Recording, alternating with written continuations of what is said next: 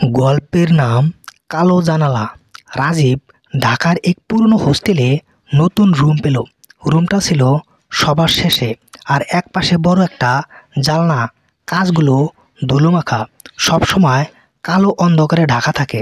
প্রথম রাতে সে ঘুমোতে যাচ্ছিল, হঠাৎ মনে হলো জানলার ও পাশে কেউ দাঁড়িয়ে আছে।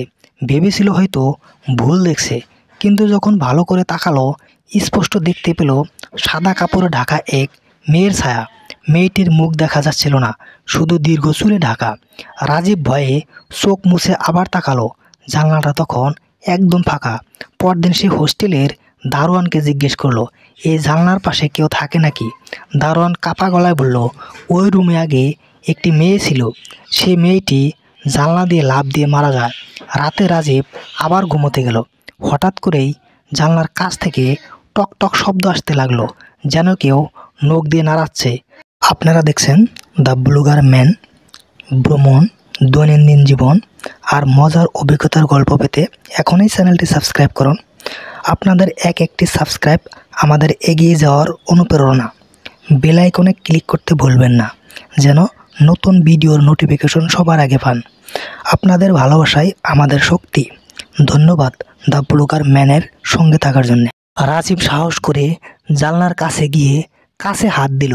সঙ্গে সঙ্গে কাছের ভিতর থেকে বরফের মতো ঠান্ডা একটা হাত তার হাত চেপে ধরলো। সে প্রাণ ভয়ে হাত ছাড়াতে লাগলো, কিন্তু হাতটা ছাড়লো না। শুধু এক ফিস ফিস আওয়াজ শুনলো, আমাকে নিচে নামাও। তারপর জানালার কাঁচ ভেঙে গেল আর ঘরটা অন্ধকারে ডুবে গেল। রাজীব ভেবেছিল সে স্বপ্ন দেখছে, কিন্তু হাতের কাটা দাগগুলো সকালে স্পষ্ট বোঝা যাচ্ছিল এটা স্বপ্ন নয়, বাস্তবে কিছু হয়েছিল। সারাদিন সে কেমন যেন অস্থির থাকলো। সন্ধ্যায় আবার রুমে ফিরল। জানালার ভাঙা কাঁচটা সে খবরের কাগজ দিয়ে ঢেকে রাখলো। মনে মনে ভাবলো, আজ রাতে কোনো ঝামেলা হবে না।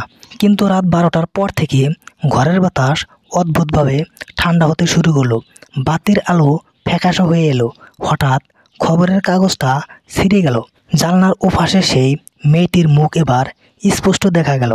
চোখ দুটো একেবারে ফাঁকা, কালো গর্তের মতো, আর ঠোঁট ছিঁড়ে এক ভয়ঙ্কর হাসি। সে জানলার ভিতর থেকে ঠান্ডা গলায় বলল, তুমি আমার জায়গায় ঘুমাচ্ছ কেন? রাজীব চিৎকার করতে গেল, কিন্তু গলা থেকে কোনো শব্দ বের হলো না। শরীর যেন অবশ হয়ে গেল। মেয়েটি ধীরে ধীরে জানলার কাছের ভিতর থেকে বের হয়ে এলো। চুলগুলো মেঝেতে ছড়িয়ে গেল। পা ছিল না, শুধু ছায়ের মতো ভাসছিল। সে রাজীবের কানে ফিসফিস করে বলল, আমাকে নিচে নামাও, না হলে তোমারও এই অবস্থা হবে।